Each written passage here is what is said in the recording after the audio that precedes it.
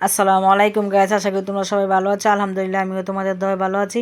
প্রতিদিনের মতন আজকে তোমাদের মাঝে রান্নার ভিডিও নিয়ে আসছি। আজকে শৈল মাছ দিয়ে নতুন আলু দিয়ে টমেটো দিয়ে রান্না করব। মাছটাকে কেটে দিয়ে পরিষ্কার করে নিয়েছি। আগে আমি রান্নার জন্য কড়াই বসিয়ে দিয়েছি, পরিমাণ মতন তেল দিয়ে দিয়েছি, পেঁয়াজ কাঁচামরিচ কুচি দিয়েছি, দিয়ে একটু নেড়ে ছেড়ে দিচ্ছি।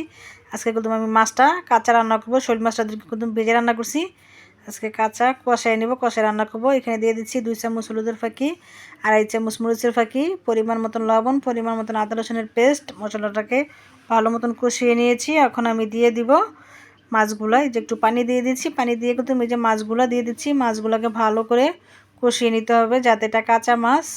তোমরা শৈল মাছ কাঁচা রান্না করলে ভালো মতন কষিয়ে নিবে। আমি কিন্তু ভালো মতন কষিয়ে নিব। মাছটাকে এখন নেড়ে ছেড়ে দিয়েছি। দেখো মাছটা কিন্তু হয় নাই, আরও ভালো করে কষিয়ে নিব। এই তো দেখো মাছটা একদম কষানো প্রায় আমার হয়ে গেছে। এখন মাছটাকে আমি নামিয়ে নিব।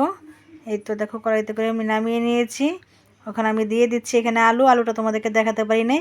এটা কিন্তু নতুন আলু, আমি গোল গোল করে কেটে নিয়েছি। আর নতুন আলু কিন্তু খুবই টেস্ট হয়, খুবই ভালো লাগে খেতে।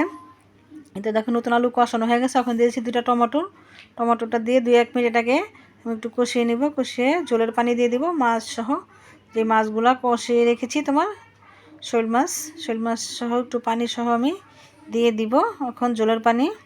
এতে দেখো শৈল মাছ আর জলের পানি একসাথে আমি দিয়ে দিচ্ছি, যাতে এটা কষানো মাছ এভাবে দিলে তাহলে খেতে খুবই ভালো লাগবে। ঢাকনা দিয়ে আমি ডেকে দিব।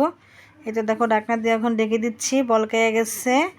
এখন আমি দিয়ে দিব অনেকগুলো ধনিয়া পাতা কুচি, প্রায় হয়ে গেছে। আমি কিছুটা হালকা জোর রাখবো এটা, যাতে শৈল মাছ আর নতুন আলু টমেটোর, এই জন্যই দেখো শৈল মাছ দিয়ে নতুন আলু দিয়ে টমেটো রান্না হয়েছে। রান্নার রেসিপি তোমাদের ভালো লাগে লাইক কমেন্ট শেয়ার করে। আল্লাহ হাফেজ।